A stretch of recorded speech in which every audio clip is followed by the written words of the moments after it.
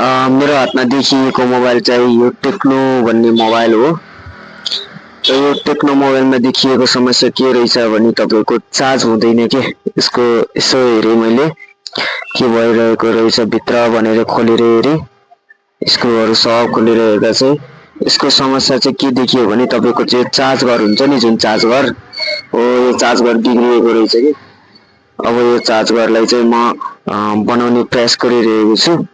त्यसको लागि चाहिँ सट्ट मैले यो आइरन तताएँ र आइरन तताइसकेपछि चाहिँ यो चार्जिङ पोर्ट छ नि हो यसलाई निकाल्नको लागि टक्क मैले यो सोल्डरिङ आइरन लगाएर निकालेँ र यसलाई मैले त्यो निकालिसकेपछि चट्ट पारामा सफा गरिदिएँ के यो, किनकि अब सफा गर्यो भने तपाईँको राम्रोसँग बस्छ नि त फिटिङ।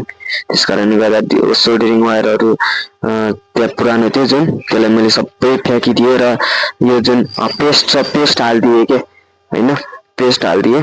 पेस्ट हालिदिइसकेपछि अब हाम्रो काम भनेको चाहिँ यो तपाईँको चार्जिङ पोर्ट कुन चाहिँ हो भनेर छान्नु पर्ने हुन्छ। यो छाने मैले राम्रोसँग छाने होइन कुन चाहिँ रहेछ भनेर। त्यसपछि यसको खुट्टाहरूमा टक्क मैले यो सोल्डरिङ वायर लगाइदिएँ के होइन, यसरी सोल्डरिङ वायर लगाइदिएँ। अनि यसको यो 5वटा जुन खुट्टाहरू छ, खुट्टा भन्नाले पिनहरू छ, यो 5वटा पिनहरू जोड्नु पर्ने हुन्छ। त्यसको लागि टक्क यसरी है सोल्डरिङ वायरले चाहिँ यसरी मैले यो गाँसिदिएँ।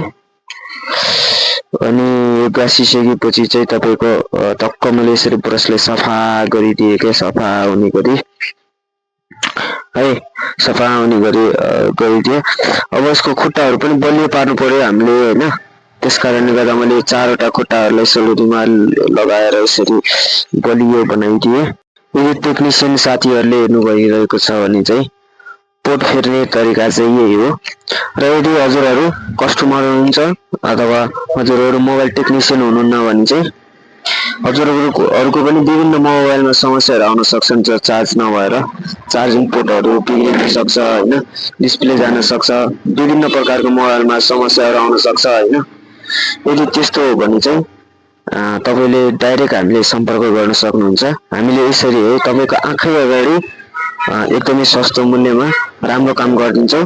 त्यो पनि तपाईँको आँखै अगाडि गरिदिन्छौँ है, धेरै टाइम पनि लाग्दैन।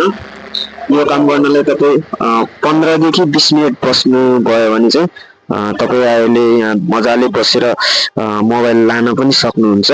तपाईँको आँखै अगाडि काम हुन्छ यसरी है। अब देख्न सक्नुहुन्छ यसले चार्ज पनि मजाले लिइसकेको छ है।